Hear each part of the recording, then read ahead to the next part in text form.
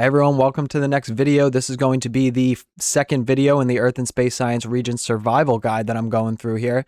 We just talked about in the first video how the test is set up and some tips and tricks on how to take the test. So now we're going to really start diving into the topic. So this is going to be Unit 1, which is the Space System Survival Guide. And like I said in the first video, have a pen and paper out because write something down. If I say a fact and you're like, oh boy, I didn't know that one, I would definitely write it down so you can study that fact and like maybe look more into that fact in itself. Okay, so this is going to go through the whole year in this series. So make sure you just stick around to the end, go to the next video, leave a comment, talk to all your other students and that are going to take this test, and let me know what major questions you have, if anything. And also please do the practice Regents exams and go to check out my videos on me going through all the Regents exams. I go over every single question and how to solve it.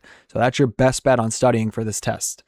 All right, Unit 1, Space System Survival Guide. Here we go. So space systems questions usually focus on patterns in the universe, how scientists use light to study space and how stars change over time, how gravity controls the motion, and many of the questions use the graphs, models, spectra, data tables, or the reference table. So the first topic is going to be the Big Bang in the universe.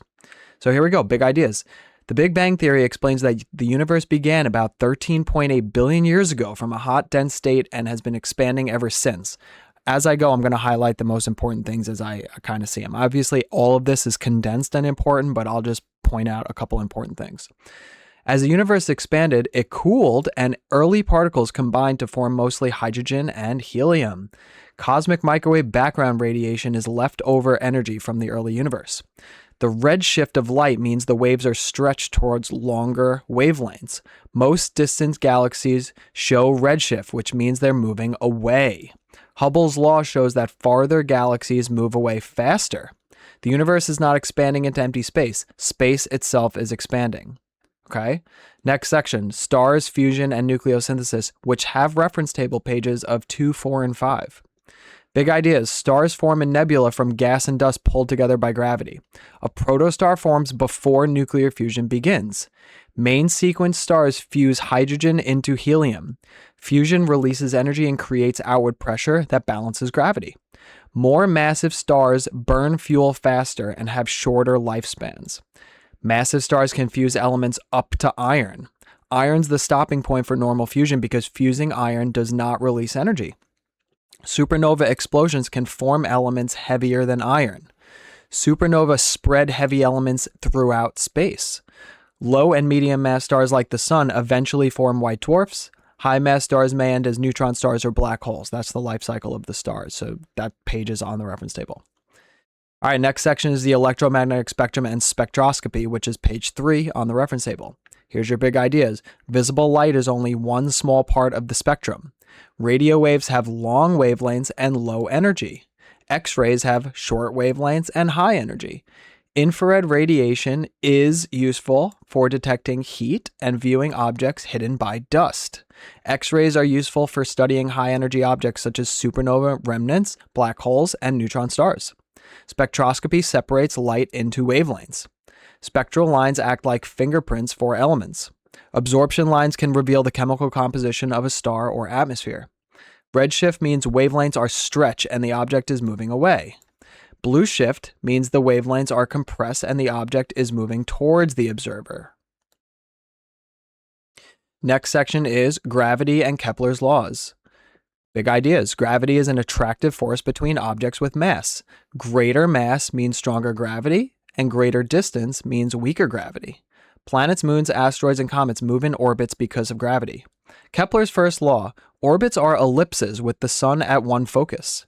Kepler's second law, objects move faster when closer to the sun and slower when farther away. Kepler's third law, objects farther from the sun have longer orbital periods. Orbital period is how long it takes the object to go around the star. Orbital speed is not constant in an elliptical orbit. Gravitational force is not constant when distance changes during an orbit. That means when it's closer to the star, you have more gravity. All right, moon phases, eclipses, and tides. Big ideas. Moon phases are caused by the changing amount of the moon's sunlit half visible from the Earth. One full moon phase takes about 29.5 days. I think that's probably good to know. Waxing means that the visible lit portion is increasing, and waning means that it's decreasing. The moon rotates once in the same amount of time it takes to revolve, so we always see the same side. A solar eclipse is when the moon blocks the sunlight from reaching the Earth, and a lunar eclipse is when the Earth's shadow falls on the moon. Eclipses do not happen every month because the moon's orbit is tilted about 5 degrees. Spring tides happen during new and full moons when the sun, moon, and Earth are aligned, and neap tides happen during first and third quarter moon when the sun and moon pull at right angles. Then we got the seasons. Must know ideas for the seasons. Seasons are caused by Earth's 23.5 degree tilt and revolution around the sun. Seasons are not caused by Earth being closer or farther from the sun. When in the northern hemisphere is tilted towards the sun, it has summer. When the northern hemisphere is tilted away from the sun, it has winter. The June solstice gives the northern hemisphere its longest daylight and most direct sunlight. Let's just say June, longest daylight, most direct. Most direct meaning it's the strongest right here, okay? The December solstice or the winter solstice gives northern hemisphere its shortest day and least direct sunlight. Equinoxes occur around March and September. During an equinox, day and night are approximately equal worldwide. 12 hours a day, 12 hours a night. The southern hemisphere has opposite seasons from the northern hemisphere, and high latitudes have a larger seasonal daylight changes from areas near the equator.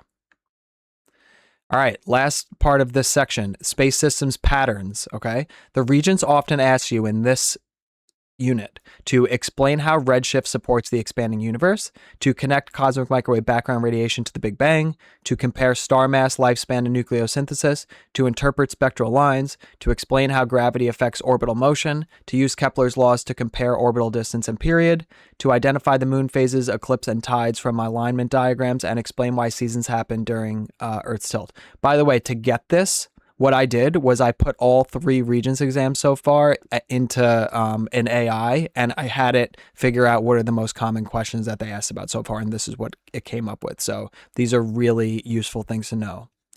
All right, so that was our space systems unit. As you could see, next is going to be history of the Earth. So stay tuned for that next video. Just keep going on, and I hope you're writing your little notes. And if you have any questions, leave them in the comments. All right, good luck.